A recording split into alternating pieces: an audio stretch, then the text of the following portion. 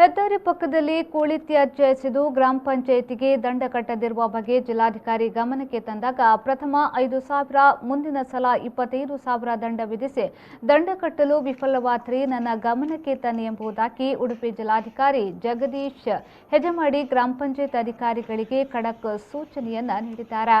Lockdown ಪರಿಸ್ಥಿತಿಯನ್ನು ಪರಿಶೀಲನೆ ಮಾಡಿ ಅವ್ಯವಸ್ಥೆ ಸರಿಪಡಿಸುವಂತೆ ಗ್ರಾಮ ಪಂಚಾಯತ್ ಅಧಿಕಾರಿಗಳಿಗೆ ಎಚ್ಚರಿಕೆಯನ್ನ ನೀಡಿದ ಬಳಿಕ ತ್ಯಾಜ್ಯ ನಿರ್ವಹಣೆಯ ಬಗ್ಗೆ ಜಿಲ್ಲಾಧಿಕಾರಿ ಪ್ರಶ್ನಿಸಿದಾಗ ಪಿಡಿಒ ಸುಮತಿ ಅವರು ಉತ್ತರಿಸಿ, ಹೆದ್ದಾರಿ ಪಕ್ಕ ತ್ಯಾಜ್ಯ ಸುರಿದ ಒಂದು ಅಂಗಡಿ ಮಾಲೀಕ 5,000 ದಂಡ ಕಟ್ಟಿದ್ದಾರೆ. ಆದರೆ ಪಡುಬಿದ್ರಿ ಗ್ರಾಮ ಪಂಚಾಯತ್ ವ್ಯಾಪ್ತಿಯ ಕನ್ನಂಗರಿನಲ್ಲಿ ಕಾರ್ಯಾಚರಿಸುತ್ತಿರುವ ಕೋಳಿ ಅಂಗಡಿ ಮಾಲೀಕ 5,000 ದಂಡ ಕಟ್ಟಲು ನಿರಾಕರಿಸಿದ ಬಗ್ಗೆ ದೂರಿದಾಗ ಗರಂ ಆದ ಜಿಲ್ಲಾಧಿಕಾರಿಯವರು ಈ ಬಗ್ಗೆ ನಿಮ್ಮ ಮೇಲಾಧಿಕಾರಿಯವರಿಗೆ ವರದಿ ನೀಡಿ ಅದನ್ನ ವಸೂಲಿ ಮಾಡಿ ಕೊಡೋಣ ಎಂದು ಹೇಳಿದರು.